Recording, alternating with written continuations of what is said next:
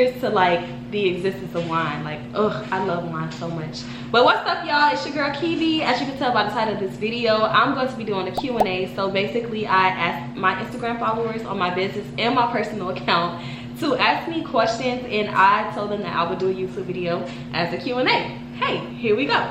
So basically, let me just take a little sip first because why not?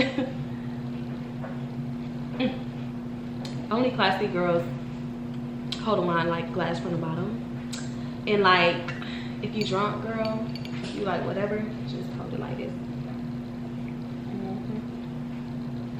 I'm both. So basically, I screenshotted the videos. I mean, not videos. I screenshotted the questions, and I'm about to get right into it. Let's not waste no time. Let's go.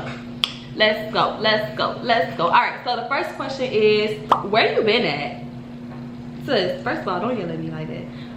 Second of all, it's funny that you asked that because I just did a video doing a life update. So if you haven't seen my life update video, go check it out. It's basically telling you guys like where I've been, like, girl, why you ain't been making no videos, like what's up with your business, what's up with all of that. Like, you just been down low, like low key, and the girl's trying to figure out where you at. So go check out my life update video and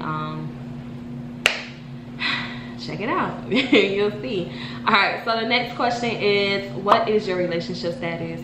My relationship status is I'm acting bad, hanging out the window. Yeah, you with the shit. I'm twerking. That's what the fuck wrong. Yeah, you living life. Yeah, acting bad. Yeah. All right, what will your channel consist of? So that's a very good question. I honestly do not know what my channel will consist of at this very moment. I do want to do business stuff because I have a business now. You'll see that in my life update. I have a business now, but at the same time, it's like I've been leaning towards like luxury black girl TikTok. I just really love the aesthetic and everything like that. So it's like I kind of want to do vlogs and stuff like that, lifestyle videos, but at the end of the day, I feel like I'm very boring. It's just me. Like, y'all see how quiet my house is? It's just be like this all the time. Like, when I watch videos on YouTube, I want to watch something very entertaining, and I don't feel like I'm at that point where my life is entertaining. Yeah, and then as far as like the business content, it's like I do want to do business content, but at the end of the day, I don't want to like oversaturate my channel with business. You know what I mean? It really just depends. Honestly, I don't know. Right now, I'm just going with the flow. I'm just putting videos out there, and whatever the girls like, that's probably what I will be doing more of. But for right now, I'm just going with the flow, and I'm just doing what feels right to me. And yeah, so the next one is, what made you want to start a YouTube? So I started my YouTube channel, I think, in 2018. But I've just been like very inconsistent with it. I first started my YouTube channel when I was in college. I think I was a sophomore in college, and basically I just wanted to vlog my college experience. I just wanted to make memories that I can look back on and laugh and just kind of say like, wow, like my college days are fun. So that's initially why I started YouTube. Ever since that, like I said, it's just been inconsistent. I just kind of like do it sometimes I don't. Right now I'm at that place again where I do want to do YouTube because I really love it. Like, it's just, I love the creativeness of it, and I love like editing. I love doing all of that stuff. So yeah, I guess that's why I started a YouTube channel. All right, and the next question is like more so businessy questions. So what made me start my business? So basically, funny story. Well, it's not really funny, it's just kind of like, it is what it is. So in college, my friend Erica, she did makeup in college. Like, going to college, I didn't really know much about entrepreneurship at all. Like, I was just kind of like, okay, I was working in high school. Like, I had a job, and I had a job, and I didn't realize how easy entrepreneurship was to start. It's not an easy thing, but to start, it was just kind of like anybody can do it. So basically, my friend, she did makeup in college, and I was just kind of like on the sidelines. Like, I always hang out at her shop and everything like that, and she would ask me to make flyers for her. And at first I would be like, okay, like I'm gonna do it because I like doing it. I like doing stuff like that and being creative. So I would make her flyers, and then people would start asking her like, girl, who made your flyers? And she'll be like, this person made my flyers. And I'm like, no, I'm not doing that. I don't do flyers, like stuff like that. So one day she literally woke up and she made me like a business page, and I was like, girl, why would you do that? Like, I didn't even really know. I don't think I knew the password or anything. Like, she just made me a business page, and she just kind of named it. I think my Instagram name was the Glam Doll at that point. It was the Glam Doll, and then she made the glam. She put glam graphics, and I'm like, oh my gosh.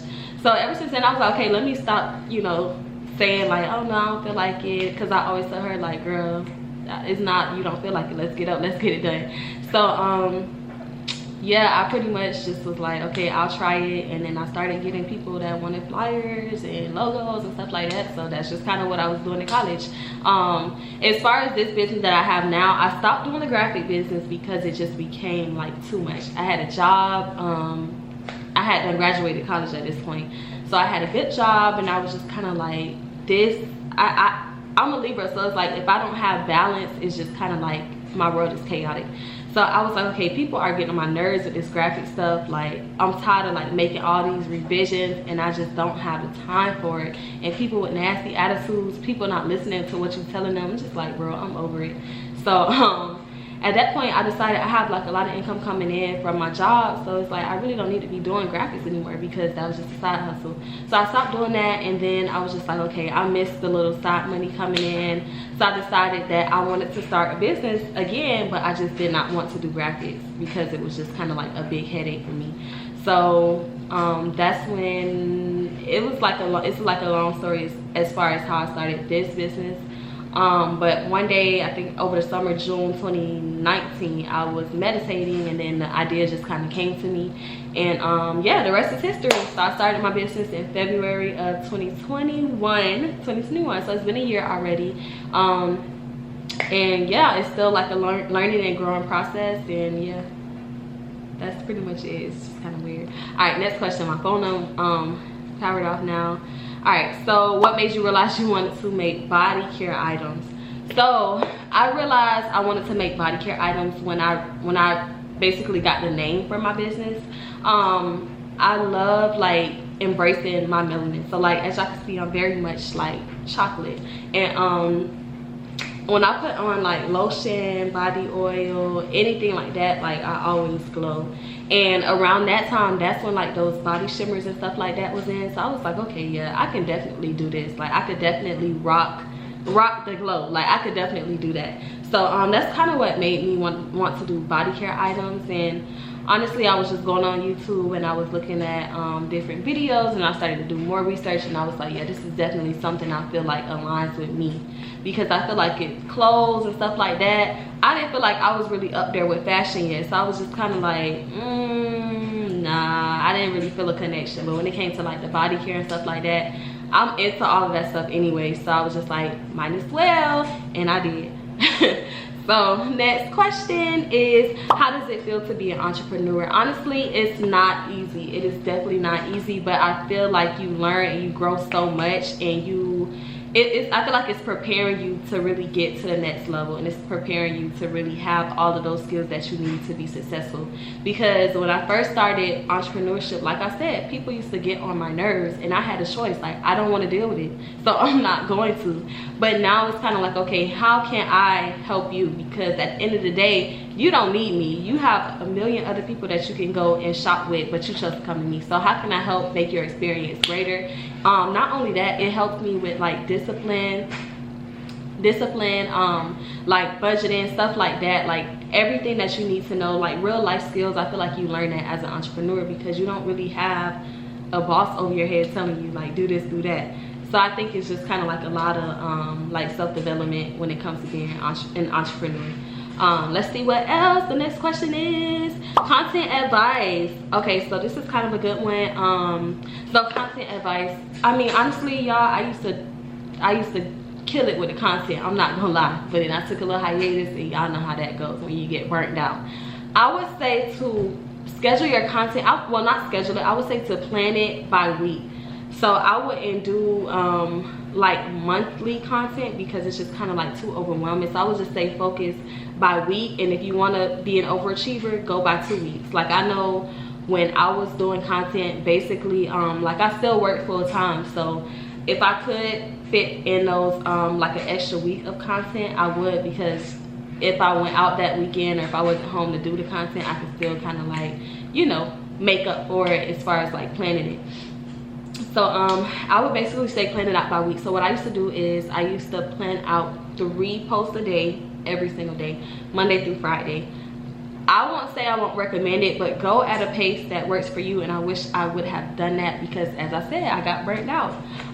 So go at whatever pace works for you. You don't have to listen to all of these people telling you you need to post 3 times a day, every day. Don't ever stop posting. Don't ever live your life. Post, post, post, post, post. Like, don't do that because you will get burnt out. You will get tired of that. And with me, I know I had to change it up. I had to change it up. So what I used to do is Monday I would post like inspirational stuff. Tuesday I would post educational stuff. Wednesday I would post things to like make my audience engage. Thursday was my day to kind of like sell and promote my products because you don't always want to like sell on every post. Like you want to actually like create a community.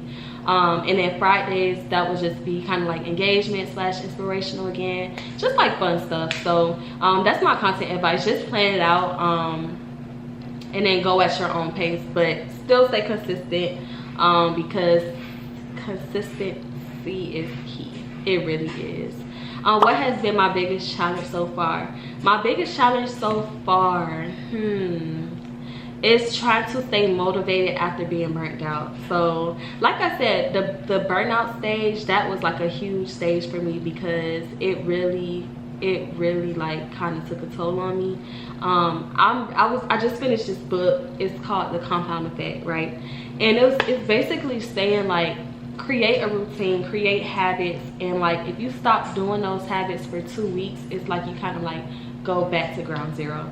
And honestly, looking back at it, that's exactly how it works, because once you stop, it's like you really have to build that momentum to keep going and pick yourself up again. So like the biggest challenge for me is finding that motivation after I got burnt out. Now I have that motivation again and I'm excited, but like I said, I'm still building that momentum to get back to where I was, and you know, see what the future has in store for me in my business. I'm not gonna give up. That's one thing that I'm not gonna do. It may take me a while, like everybody's journey is different, but just keep going. You never know. You know what you continuing to, you know, work on your business can do for you in your business. So yeah. All right, and the last question is, what is your biggest motivation? I thought my work phone was ringing.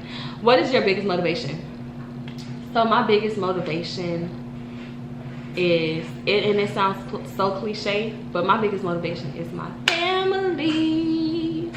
That's my biggest motivation, point and blank. Like, my goal is generational wealth. I want to build a community for my nieces, my nephews, sister, brother, mama, daddy, all of that. So cousins, like, you know, I just want to build generational wealth. Like, that is my biggest goal. Like, I have a lot of nieces and nephews, and if I can make it easier for them, then that's what I'm gonna do. So they're my biggest motivation. Like, they make me so happy just being around them. You know, kids are so innocent and so pure, and to just be around that and just, you know, have them just love on you and you love on them, and y'all just have fun and y'all don't have to worry about nothing else. Like, that's my motivation. Hi, Titi baby. Hi, Titi baby. Auntie baby. So yeah, I thank you guys so much for watching this video, and if you want more of Kevy, just press that subscribe button. If you already subscribed, turn on your post notification bells to be notified whenever I post a new video. And if you enjoyed this little small Q&A, I don't know why I did that, but if you enjoyed this Q&A, go ahead and give it a like, a thumbs up, and you know, comment what type of videos y'all want me to be doing moving forward. And thank you so much. Bye.